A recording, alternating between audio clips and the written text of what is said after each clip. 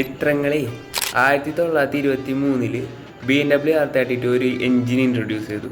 ആ എൻജിൻ ബാക്കിയുള്ള കമ്പനിക്കാരൊക്കെ ഒഴിവാക്കി കളഞ്ഞു. അതിൻ്റെ മെയിൻ്റനൻസ് ചാർജ് കൂടുതലാണ്, അതിന് സൈസ് കൂടുതലാണെന്നൊക്കെ പറഞ്ഞിട്ട്. പക്ഷേ BMW അത് ഒഴിവാക്കില്ല. അവരതും തന്നെ വർക്ക് ചെയ്ത് അവരുടെ ഓരോ ബൈക്കും അത് സെറ്റ് ചെയ്ത് കൊടുത്തിട്ട് ഒരു 100 വർഷത്തോളത്തെ ചരിത്രം തന്നെ അവരുണ്ടാക്കിയെടുത്തു. ആ എൻജിൻ്റെ പേരാണ് ബോക്സർ എൻജിൻ.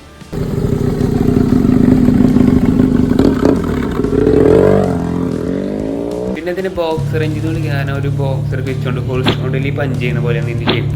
പിന്നെ ഈ ബോക്സർ എഞ്ചിനുള്ള വണ്ടി ഓടിക്കാൻ സ്റ്റേബിൾ ആയിരിക്കും. എന്താണെന്ന് വെച്ചാൽ ഇതിൻ്റെ പിസ്റ്റൺസ് ഔട്ട്വേർഡ് ഇൻവേർഡ് മൂവ് ചെയ്യുന്ന കാരണം ഇതിൻ്റെ ഒരു പിസ്റ്റൺ ഉണ്ടാക്കുന്ന ഫോഴ്സ് ഓഫ് ഇനേഷ്യ മറ്റേ പിസ്റ്റൺ ഉണ്ടാക്കുന്ന ഫോഴ്സ് ഓഫ് ഇനേഷ്യ ആയിട്ട് ക്യാൻസൽ ആയി പോകും.